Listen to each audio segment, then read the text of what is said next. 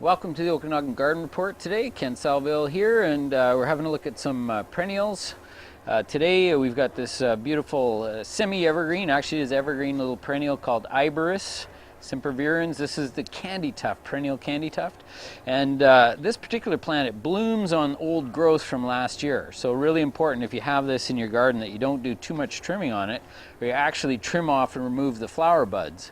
So this particular little perennial is one that you do cut after it blooms, and then you just leave it right through the season till the next spring and let it bloom again. Then you can trim it back quite hard if you like. Keep it kind of a little bit more, say, compact. You can cut it back quite hard. Then it flushes out and it'll set the buds in the summertime, like in sort of August timing. Similar to other plants as well, but we'll just have a quick look over here. I just see a beautiful peony shooting up. We talked about peonies in some of the other videos that you've seen, and this particular one's just shooting up. So we always talk about peonies being very, very delicate in the springtime when they're first shooting up, because if you do step on this or cause any damage to this, it will eliminate the blooms on those shoots that you step on. So we always want to protect these little guys. I like this idea of leaving some little stems here so that we can see, you know, in the springtime where the plant is, so we're not stepping on it. But these guys will be up in no time here and doing their thing.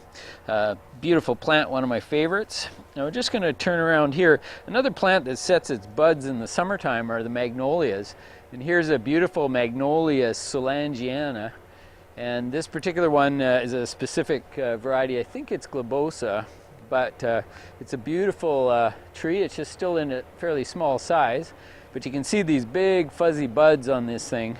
I don't know if we can get in and see these things, but they're looking just awesome. They're getting ready to pop pretty soon, a couple more weeks.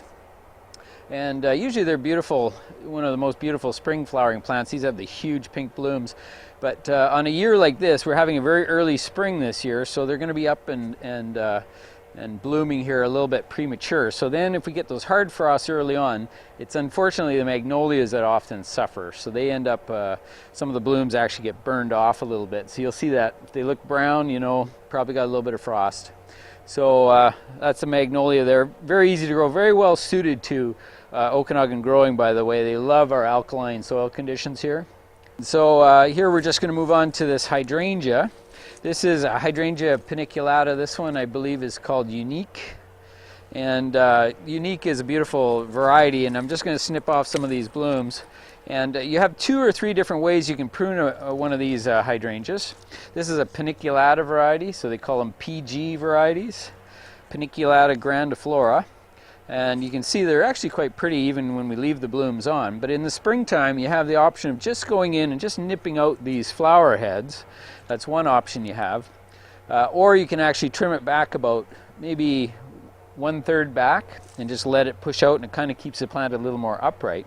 But if you want to try for some spectacular massive blooms, you actually cut the thing quite hard, almost like a rose. And you can cut it down to about 18 inches tall, and the thing will just shoot out like a massive growth from the base, and you'll just get these massive, massive blooms. So there's basically 3 different ways to prune that particular plant, but typical of hydrangeas, remember there's 3 types of hydrangeas. There are the Annabelle hydrangeas, which have the white caps, it's kind of a dome-shaped flower head. So they're Annabelles. They love sunny areas. You can cut them really hard and they just bloom like crazy. There are the PG hydrangeas like this one. They get to be quite big. Again, sun-loving. They'll grow in part shade as well.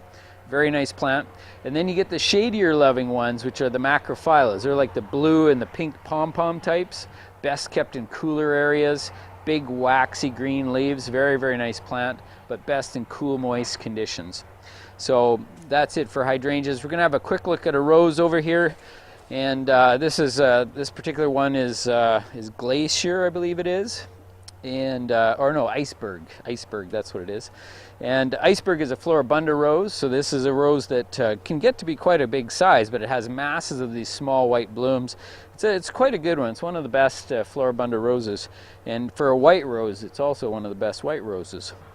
So this thing actually, you can let it grow like this, where it's just upright, and you can just kind of trim off the dead blooms, keep it growing like a large shrub upright, and it can be quite spectacular. or you can just cut the thing right off down below to about around a 12 to maybe even 16-inch height. Just cut it straight off and it'll send up a bunch of new shoots that will all bloom. Over here is, if we can just kind of have a look at this little rose, we might be getting a little too close, but this is a David Austin rose, and David Austin roses, they actually can be grown as a large shrub rose as well.